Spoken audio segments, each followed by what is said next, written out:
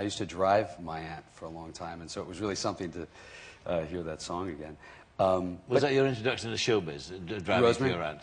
Well, my father had a talk show Yeah.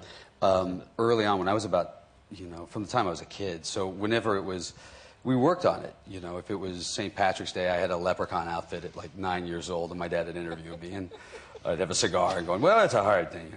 And then if it was Easter, I had a bunny outfit. My dad would go, this is a big day for you. Yeah, it's a big day.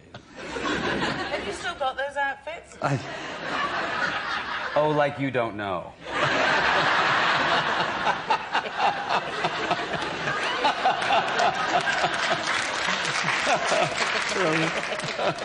I'm not running around with a poodle, a dead poodle stuff. That is not a poodle, that is a West Highland Terrier. I want to make that very clear. But it is dead, nonetheless.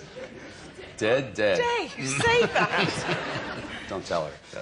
So therefore, it was in the genes. It was sort of. It was a great way to grow up. Most kids sort of have to create a fantasy life when they're kids. They make believe characters, and we had this great. It was a vaudeville act, is what we were as a family. So we had this great costume room where we could go in and play any character we wanted, that was fun to do. And what about you as a child? Were you always devastating with the ladies as a child? Yes, I was. And thanks for bringing that up. No, I just wondered. I mean, I was the same. I was a bit awkward with the opposite sex.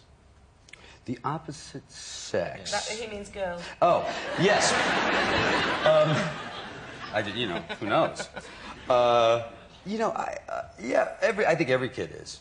For a long period of time, you are until alcohol comes into play. Oh, that frees you. It smooths things over a little bit. Yeah. I think you should get bra classes at school. That's what I think. Just to unsnap the things? So that there isn't all that. I think that's what fluffing Velcro around. is for.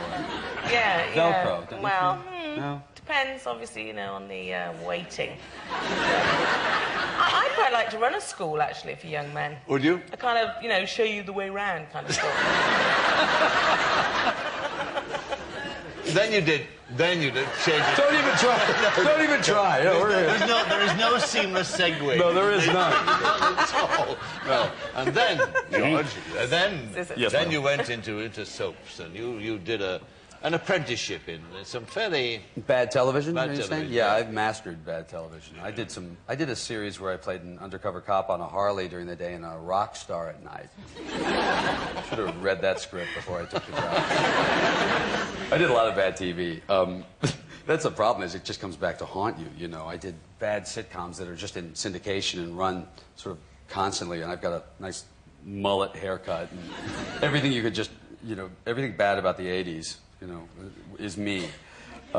So, yeah, it was good to get through that period of time. And then, of course, you did ER. Yeah, Doctor Show. Well, but that was a marvellous TV series. I mean, that was beautifully written, beautifully acted. It was fun. It was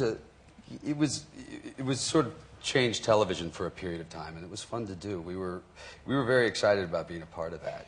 It lasted. I was there for 5 years, and it was a roller coaster ride for 5 years. Yeah. Oh no, I suppose that one of the consequences of that kind of apprenticeship that you served was that when the big time finally hits, you were fairly well balanced about things. You were able to take a fairly sane view of stardom.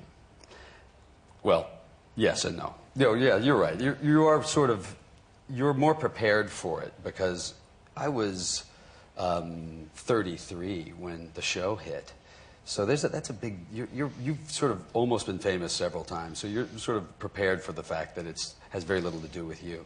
I also had, Rosemary was a big star, and then not famous, and she didn't become less of a singer along the way. So I got a lot of good lessons through life before I got around to the show being successful. So it was a better. I feel sorry for any kid who's 20 years old and sort of hits it, because I don't know how you handle it. I don't know how you do it.